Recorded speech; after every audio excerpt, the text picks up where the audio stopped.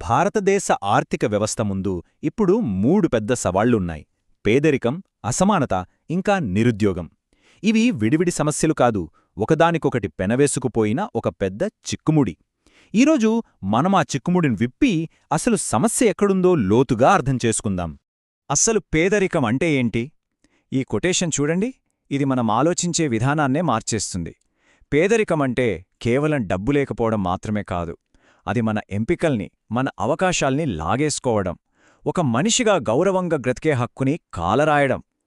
ఈ దృష్టితో చూసినప్పుడే సమస్య ఎంత పెద్దదో మనకు తెలుస్తుంది. సరే, మరి ఏ సమస్యనైనా పరిష్కరించాలంటే ముందు దాన్ని సరిగ్గా అర్థం చేసుకోవాలి కదా. అసలు పేదరికమంటే ఏంటి? దాన్ని ఎలా కొలుస్తారు? ఈ మొదటి విభాగంలో ఈ బేసిక్ ప్రశ్నలతోనే మొదలుపెడదాం. ఓకే, దీన్ని సింపుల్గా అర్థం చేసుకుందాం. ఊహించుకోండి, ప్రభుత్వం ఒక గీత గీస్తోంది. ఆ గీతేంటంటే, ఒక మనిషి బ్రతకడానికి కనీస అవసరాలైన తిండి, బట్ట, గూడు కోసం రోజుకి కనీసం ఎంత ఖర్చవుతుందో చెప్పే ఒక లెక్క. దాన్నే మనం పేదరిక రేఖ అంటాం.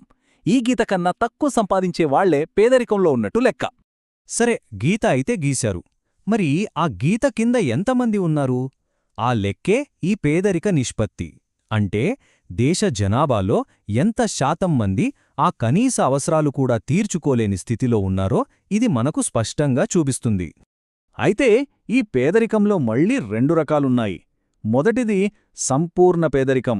అంటే తినడానికి తిండి, ఉండటానికి ఇల్లు లాంటి ప్రాథమిక అవసరాలు కూడా లేని దుస్థితి. రెండోది సాపేక్ష పేదరికం. ఇది కొంచెం ట్రిక్కీ. ఇక్కడ బహుశా బ్రతకడానికి ఇబ్బంది ఉండకపోవచ్చు, కానీ వాళ్లు నివసించే సమాజంలోని సగటు మనిషితో పోల్చుకుంటే చాలా వెనకబడి ఉంటారు. దీనివల్ల వాళ్లకి అవకాశాలు అందవు. పేదరికం అంటే ఏంటో చూశాం. ఇప్పుడు అసలు విషయానికి వద్దాం. అసలిది ఎందుకొస్తుంది? దీని మూలాలు ఎక్కడున్నాయి? ఈ విభాగంలో ఆ కారణాల లోతుల్లోకి వెళదాం. ముఖ్యంగా మన భారతదేశంలో పేదరికం ఇంత బలంగా ఎందుకు పాతుకుపోయింది? ఇది ఒక్క కారణం వల్ల అయ్యే పని కాదు. చాలా అంశాలు ఒకదానితో ఒకటి ముడిపడి ఒక విషవలయాన్ని సృష్టించాయి. అవేంటో చూద్దాం. చూడండి, ఇదొక సైకిల్ లాంటిది. సరైన చదువు ఉండదు, దానివల్ల మంచి ఉద్యోగం రాదు. ఉద్యోగం లేకపోతే ఆదాయం ఉండదు, దానివల్ల పిల్లల చదువులకి, ఆరోగ్యానికి సరిగ్గా ఖర్చు పెట్టలేరు. ఇలా ఈ పేదరికమనే విషవలయం ఒక తరం నుంచి మరో తరానికి వారసత్వంగా కొనసాగుతూనే ఉంటుంది. పేదరికంతో పాటు వచ్చే మరో పెద్ద సమస్య అసమానత. ఇక్కడ విషయం కొందరి దగ్గర డబ్బు లేకపోవడం కాదు, దేశ సంపద అంతా కొద్దిమంది దగ్గరే పేరుకుపోవడం. ఈ ధనిక పేద మధ్య అంతరం పెరిగే కొద్దీ సామాజిక అశాంతి కూడా పెరుగుతుంది. మరి ఈ అసమానతను ఎలా కొలుస్తారు? దానికోసం ఒక టూల్ ఉంది. అదే గినీ గుణకం. ఇది సింపుల్గా దేశంలో సంపద పంపిణీ ఎంత అన్యాయంగా ఉందో చెప్పే ఒక స్కోర్ అనుకోవచ్చు. ఈ గినీ స్కేల్ చాలా సింపుల్. స్కోరు 0కి ఎంత దగ్గరగా ఉంటే అంత మంచిది. అంటే సంపద అందరికీ హెచ్చుఖచ్చు సమానంగా పంపిణీ అవుతోందని అర్థం. అదే స్కోరు 1 వైపు వెళ్తోందంటే ప్రమాద ఘంటికలు మోగుతున్నట్టే. అంటే దేశ సంపద దాదాపుగా కొద్దిమంది చేతుల్లోనే ఉండిపోయిందని అర్థం.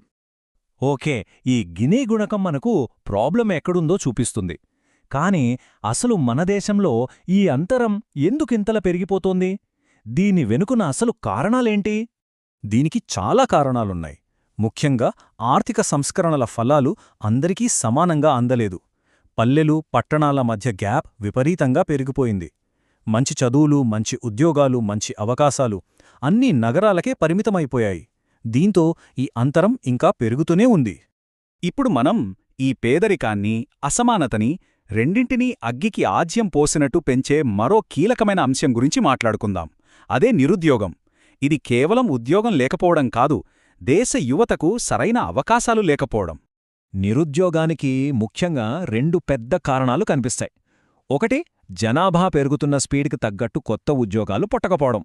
ఇక రెండోది చాలా ఇంట్రెస్టింగ్. అదే స్కిల్ మిస్మ్యాచ్. అంటే కాలేజీల్లో మనం నేర్చుకుంటున్న చదువులకి, బయట కంపెనీలకు కావలసిన స్కిల్స్కి సంబంధమే ఉండట్లేదు. ఈ స్కిల్ గ్యాప్ ఒక పెద్ద సమస్యగా మారింది. ఇన్ని సమస్యలు విన్నాక మరి పరిష్కారమేంటి అనిపిస్తుంది కదా. ప్రభుత్వం ఈ 3 సమస్యలను ఒకేసారి ఎదుర్కోవడానికి ఒక మల్టీ-ఫేస్డ్ స్ట్రాటజీని ఫాలో అవుతోంది. ఆ యాక్షన్ ప్లాన్ ఏంటో ఇప్పుడు చూద్దాం. చూడండి, ఇక్కడ ప్రభుత్వం సమస్య వేళ్లలోకి వెళ్తోంది.